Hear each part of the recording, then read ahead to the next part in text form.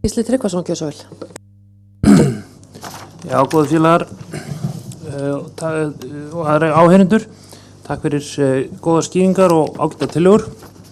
Mér langar fyrst að aðeins að leiðrétta misskilning sem kom hérna fram áðan hjá Vilhjálmi, sem var undir reyndar tillögu sem var fyrri umræðuefni, tillaga mín nýtt ákvæði varðandi framsal ríkisvalds greinir á milli þeirra minniháttar atriða sem á samþykkja með 3/4 hluta alþingismanna og hinna meiri háttar sem að fara í þjóðaratkvæði. En tilgangur þessara tillögu að reyna að greina á milli ólíkra mála eins og Ómar og Silja bara nefndu mörg dæmi að það auðvitað grundvallaratriði, held ég allir séu sammála að þjóðin ákveði til dæmis hugsanlega aðild að ESB eins og hefði átt að gera með EES, en minniháttar atriði eins og kannski annars konar samstarf sem þó felur í sér einhvert framsal fullveldisréttar megi kannski ákveða með auknum meirihluta á Alþingi. Nú þá langar mig að kynna í fyrsta lagi tillögu að þingmanna minnihlutaverndin komi inn aftur, eins og mér sýndist heyrðist Eiríkur vera að ræða núna áðan, og hún hljóðar svona, eða hljóðaði fyrir tillögu nefndar C og farin út úr áfangaskjali, ef ég skil rétt, af því að nefndin skynjaði þann hug ráðsmanna hér síðast. Hún hljóðaði svona: nú hefur Alþingi samþykkt lög og getur þá þriðjungur þingmanna ákveðið að bera þau undir þjóðaratkvæði til samþykktar eða synjunar. Alþingi getur þá samþykkt með meirihluta atkvæða að lögin verði felld niður. Kannski vill einhver vera með mér að þessari tillögu. Ef ég skildi Eirík rétt þá vill hann treysta minnihluta þingsins til þess að hafa slíkt vald og mér langar aðeins að rökstyðja það betur. Ég held að sé ekki alveg nægilegt að hafa þjóðina eina eða 10% hennar, þó ég sé ánægður með það, sem mótvægi við Alþingi. Ég held að við verðum líka að gæta svolítið að valda hlutföllum milli meirihluta þings og minnihluta þings.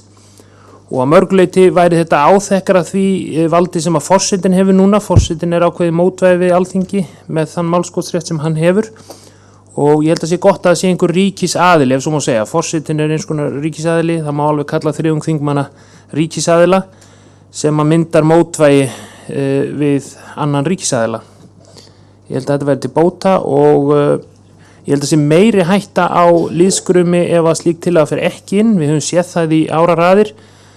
Oft hafa kjósendur og stjórnarandstöðu þingmenn kalla eftir þjóðaratkvæðagreiðslu með réttmætum hætti og mikilvæg mál, en stundum þetta gert svona eins og úlfur í alls konar málum og ég held að ef að þriðjungur þingmanna fær þennan rétt þá muni þeir ekki sína þá óábyrgu framkom sem stundum sést af stjórnarandstöðu hér á landi. Heldur muni þeir í mesta lagi kannski einu sinni tvisvar brenna sig á því að fara fram á þjóðaratkvæðagreiðslu sem óskynsamleg. Nú, mér langar líka að kynna aðra tillögu sem við höfum sammælst nokkur sem að hljóðar svona.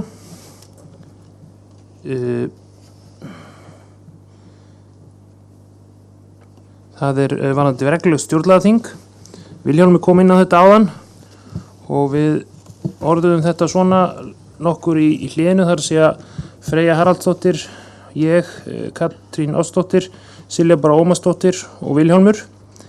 Stjórnarskrá þessari skal aðeins breytt að tillögu stjórnlagaþings sem þjóðkjöri skal með persónukjöri, þar sem hlutur kynja og fulltrúa landshluta skal tryggður með sama hætti og við kjör til Alþingis.